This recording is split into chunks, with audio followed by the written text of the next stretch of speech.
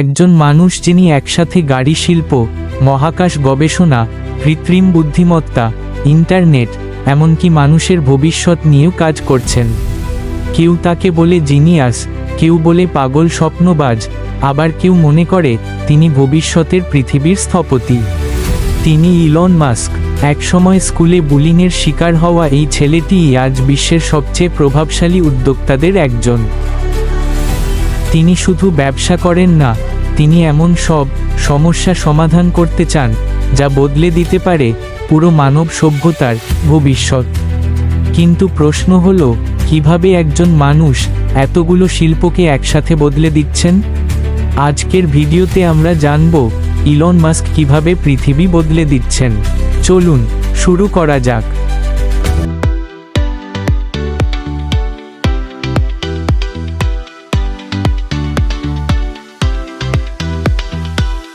Elon Musk জন্মগ্রহণ করেন 1971 সালে প্রেটোরিয়াতে। ছোটবেলা থেকেই তিনি ছিলেন অন্যরকম। বই পড়তেন ঘন্টার পর ঘন্টা। বিজ্ঞান, প্রযুক্তি আর মহাকাশ ছিল তার সবচেয়ে বড় আগ্রহ। মাত্র 12 বছর বয়সে তিনি নিজে ব্লাস্ট নামে একটি ভিডিও গেম তৈরি করেন। কিন্তু তার জীবন সহজ ছিল না। স্কুলে তিনি নিয়মিত বুলিংয়ের শিকার হতেন। অনেক সময় একাকিত্বই ছিল তার সবচেয়ে বড় সঙ্গী। হয়তো সেখান থেকেই জন্ম নেয় অসম্ভবকে সম্ভব করার জেদ। দক্ষিণ আফ্রিকা থেকে তিনি প্রথমে কানাডা এবং পরে ইউনাইটেড স্টেটসে চলে যান, কারণ তিনি বিশ্বাস করতেন বিশ্ব বদলাতে হলে প্রযুক্তির কেন্দ্রেই যেতে হবে। তিনি ইউনিভার্সিটি অফ পেনসিলভেনিয়াতে পড়াশোনা করেন। এরপর শুরু করেন নিজের প্রথম কোম্পানি জিপ 2। এই কোম্পানি অনলাইন ম্যাপ ও ব্যবসায়িক তথ্য দিত। কিছু বছরের মধ্যেই কোম্পানিটি বিক্রি হয় প্রায় $300 মিলিয়ন। এটাই ছিল তার প্রথম বড় উত্থান। এরপর তিনি তৈরি করেন X.com, যা পরে হয়ে যায় পেপ্যাল।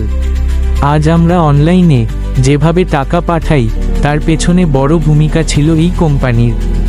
2002 সালে ইবে পেপ্যালকে কিনে নেয় $1.5 বিলিয়ন। অনেকে এখানেই থেমে যেত, কিন্তু ইলন মাস্ক থামেননি। তিনি আরও বড় কিছু করতে চেয়েছিলেন। মহাকাশ নিয়ে তার আগ্রহ ছিল ছোটবেলা থেকেই। তিনি ভাবলেন, মানুষকে যদি গ্রহে বসবাসযোগ্য করা যায়। এই স্বপ্ন থেকেই 2002 সালে জন্ম নেয় স্পেসএক্স। শুরুটা ছিল ভয়ঙ্কর কঠিন। প্রথম 3টি রকেট উৎক্ষেপণই ব্যর্থ হয়, প্রায় দেউলিয়া হওয়ার অবস্থা। চতুর্থ প্রচেষ্টায় সফল হয় ফলকন 1। আজ স্পেসএক্স নাসার সাথে কাজ করছে, পুনর্ব্যবহারযোগ্য রকেট বানিয়েছে এবং মানুষকে মঙ্গল গ্রহে পাঠানোর পরিকল্পনা করছে। একসময় মানুষ ভাবত ইলেকট্রিক গাড়ি মানেই ধীর, দুর্বল, বিরক্তিকর। ইলন মাস্ক এই ধারণা বদলে দেন। টেসলা এর মাধ্যমে তিনি দেখান ইলেকট্রিক গাড়িও হতে পারে দ্রুত, বিলাসবহুল এবং শক্তিশালী।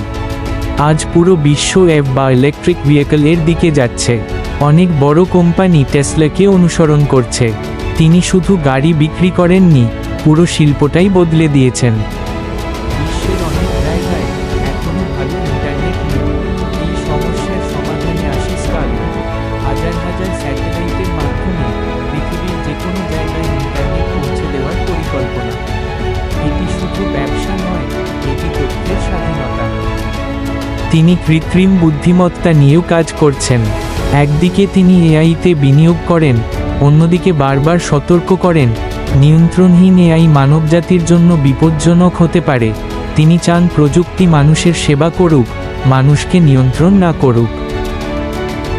ইলন মাস্ক শুধু প্রশংসাই পান না, তার অনেক সিদ্ধান্ত বিতর্ক তৈরি করেছে। কখনো টুইট, কখনো ব্যবসায়িক সিদ্ধান্ত, কখনো কর্মীদের সাথে আচরণ, সবকিছুই তাকে আলোচনার কেন্দ্রে রাখে। কেউ বলেন তিনি ভবিষ্যৎ নির্মাতা, কেউ বলেন তিনি অত্যন্ত ঝুঁকিপূর্ণ। কিন্তু একটি বিষয় সবাই মানে, তাকে উপেক্ষা করা অসম্ভব। তিনি এমন একজন মানুষ যিনি পৃথিবীকে যেমন আছে তেমনভাবে মেনে নিতে রাজি নন। তিনি সেটিকে বদলাতে চান। গাড়ি থেকে মহাকাশ, ইন্টারনেট থেকে এআই, সব জায়গায় তার লক্ষ্য একটাই, কিভাবে ভবিষ্যৎকে আজকের চেয়ে ভালো করা। তিনি কি সত্যিই পৃথিবী বদলে দেবেন? নাকি ইতিহাস তাকে শুধু একজন সাহসী স্বপ্নবাজ হিসেবেই মনে রাখবে, সেটাই দেখার বিষয়। আপনার মতে ইলন মাস্ক জিনিয়াস নাকি শুধু ভাগ্যবান উদ্যোক্তা?